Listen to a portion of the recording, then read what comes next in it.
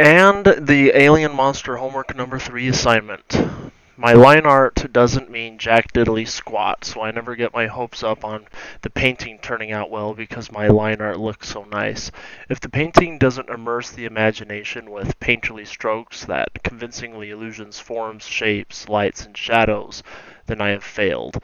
One reason I chose this alien dude is because I fiddled around with him a lot in the past in a sketchbook I have now that is falling apart, and I'm very familiar with him and his features. Thus, not much research or study had to go into him, and I could throw him out rather quickly. I struggle a lot with the whole concept of using a silhouette to design new creatures. I think that's just not how my imagination works. Instead of creating an egg and then fleshing a baby chicken inside of it, I prefer to make a tadpole and mutate it into a big slimy frog. In this sense, I guess what I would say is that I like to start with a skeleton to make sure the proportions are correct and convincing and all the cartoonish exaggerations are in balance, and then I proceed to add on layers of flesh and muscle to define the form, the muscle, the fat layer, the skin, the clothes, the props, and what else have you. But I suppose for next time, I'll try to use the lasso in this process just to see what happens.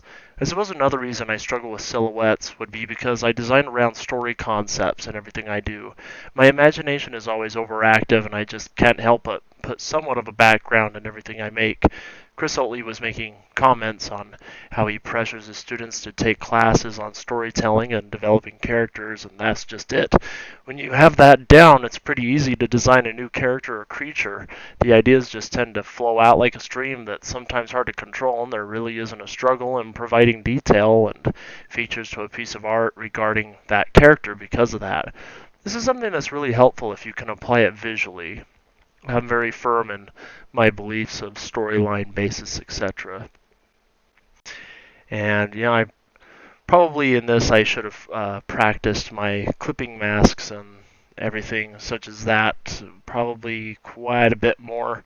That was another whole point of the assignment was to practice the lasso tool and clipping masks and such to help your form define out. But I remember trying to make a form with the lasso tool, trying to build a silhouette, and I struggled with it a lot, and eventually put it down. And I just decided that forming a silhouette with a line drawing is kind of the same thing. But I guess I should go back and probably retry something here.